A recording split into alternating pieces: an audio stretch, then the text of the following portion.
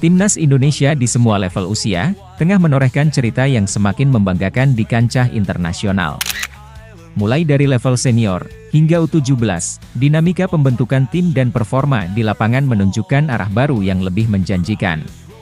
Di bawah kepemimpinan pelatih kepala Gerald van den Burg, Timnas U23 Indonesia kini memasuki fase persiapan serius untuk menghadapi berbagai turnamen penting, termasuk SEA Games 2025.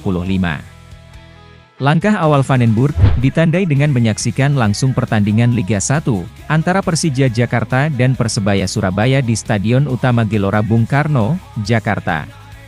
Ia tak sendiri, hadir pula dua nama penting lain, Indra Syafri dan Sjoerd Woerdenberg. Kehadiran ketiganya semakin memperkuat dugaan bahwa mereka merupakan trio pelatih baru Timnas U23 Indonesia. Jika di tim senior kita mengenal kombinasi Patrick Kluivert, Alex Pastoor, dan Denny Lanzaat, maka van den Burg tampaknya akan mengandalkan Indra Syafri sebagai asisten lokal, dan Sjoerd sebagai penghubung dengan tim senior. Sinergi antara pelatih lokal dan asing menjadi kekuatan tersendiri, dalam memadukan filosofi permainan dan manajemen skuad.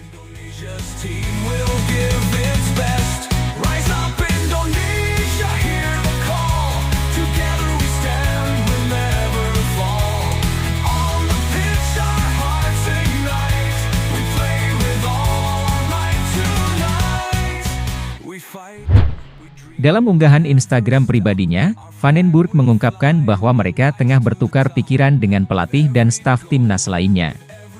Kolaborasi ini penting dalam membangun pondasi yang kokoh, apalagi van den Burg baru memulai petualangannya di sepak bola Indonesia tahun ini. Indra, sebagai pelatih berpengalaman dan peraih emas SEA Games 2023, dinilai krusial dalam membimbing transisi generasi pemain. PSSI juga menunjukkan dukungan penuh, dengan menyiapkan data lengkap 60 pemain muda dari Liga 1 untuk dikaji van den Burg. Wakil Ketua Umum PSSI, Zainuddin Amali, menyatakan bahwa semua data termasuk video pertandingan, telah diserahkan ke tim pelatih untuk dipelajari dan diseleksi secara menyeluruh. Pendekatan ini menunjukkan keseriusan dalam pembentukan skuad berkualitas. Selain pengalaman, alasan kuat Indra kembali dilibatkan adalah koneksi eratnya dengan para pemain muda yang sebelumnya ia latih di U20. Nama-nama seperti Doni Tripamungkas dan Tony Firmansyah yang tampil di laga Persija versus Persebaya, adalah contoh pemain yang naik kelas dari U20 ke U23. Keberlanjutan pembinaan ini menjadi fondasi kuat menuju kejayaan di SEA Games.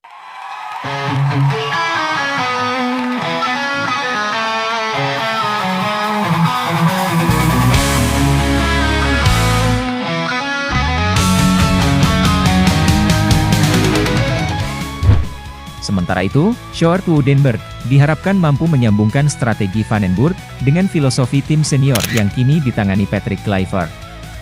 Sinkronisasi ini penting agar pemain U23 tidak hanya siap untuk turnamen usia muda, tetapi juga siap naik kelas ke timnas senior suatu saat nanti.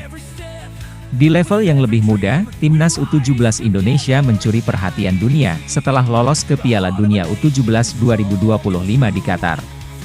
Penampilan mereka di Piala Asia U17 2025 sangat mengesankan, termasuk kemenangan atas Korea Selatan. Tak heran, media asing seperti dari Vietnam memberikan sorotan tajam terhadap kedisiplinan dan kepemimpinan pelatih Nova Arianto. Media Vietnam bahkan menyoroti pengaruh tak langsung dari Shin Tae-yong, pelatih senior asal Korea Selatan yang dikenal menerapkan disiplin ketat. Disiplin ini, rupanya diwariskan ke Nova Arianto. Dari penyitaan ponsel pemain setiap pukul 21.30 WIB hingga diskualifikasi bagi yang terlambat latihan, semua aturan keras itu menciptakan skuad muda yang tangguh dan fokus. From Jakarta to the distant lands, we build our future with steady hands. Through struggles faced, we stand tall. Together we rise, together we... Hasilnya terlihat nyata, Timnas U17 menyapu bersih semua laga grup, termasuk menaklukkan Korea Selatan, dan kini siap menantang Korea Utara di perempat final. Jika menang, mereka akan menghadapi Uzbekistan U17, tim paling dominan sejauh ini di Piala Asia. Peluang tetap terbuka lebar, berkat kekompakan dan semangat pantang menyerah skuad Garuda Muda. Evandra Florasta, salah satu striker muda Indonesia, kini bahkan masuk dalam daftar top skor sementara bersama pemain Korea dan Jepang. Ini menambah harapan bahwa Indonesia tak hanya bertahan, tetapi juga menjadi ancaman nyata di setiap laga. Piala Dunia U17 di Qatar pun kini bukan sekadar pencapaian, tapi peluang bersinar di pentas dunia. Media asing juga mulai memperhatikan perkembangan pemain muda dan senior Indonesia.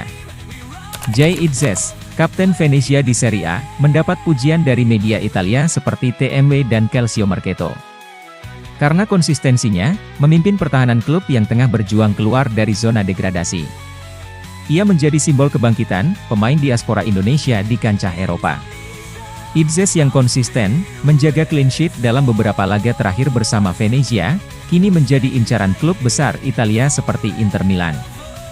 Gaya bermainnya yang tenang dan kepemimpinannya, menjadikannya aset penting bagi timnas Indonesia.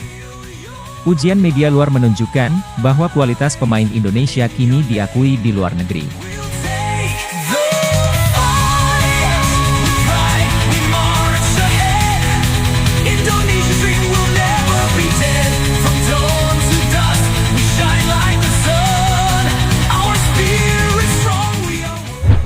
Di balik gemilangnya para pemain, isu juga turut mengiringi perjalanan timnas. Media Cina menunjukkan kecurigaan terhadap strategi naturalisasi yang dilakukan Indonesia menjelang laga penting melawan Cina di kualifikasi Piala Dunia 2026 bulan Juni mendatang. Mereka bahkan mencurigai adanya dua pemain mahal dari Belanda yang akan segera dinaturalisasi. Laga melawan Cina menjadi krusial karena pemenangnya masih punya peluang lolos ke babak keempat kualifikasi. Kekalahan akan berarti tersingkir dari Piala Dunia. Oleh karena itu, segala daya dan strategi akan dikerahkan untuk memastikan kemenangan di Gelora Bung Karno. Suporter tentu berharap skuad Patrick Kluivert mampu menjawab tantangan besar ini.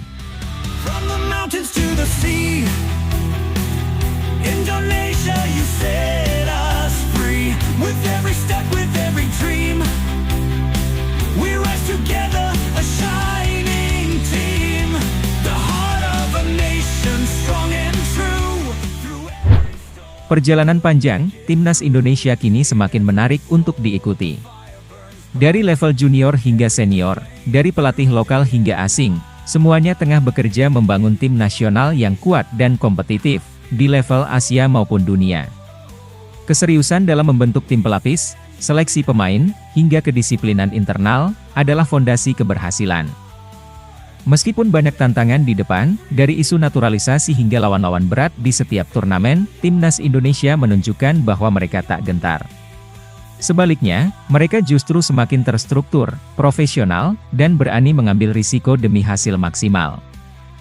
Peran tokoh-tokoh seperti Gerald van den Burg, Indra Syafri, Nova Arianto, dan Jay Itzes menjadi bukti nyata bahwa keberhasilan bukanlah kebetulan, melainkan hasil dari kerja sama lintas generasi dan lintas kultur.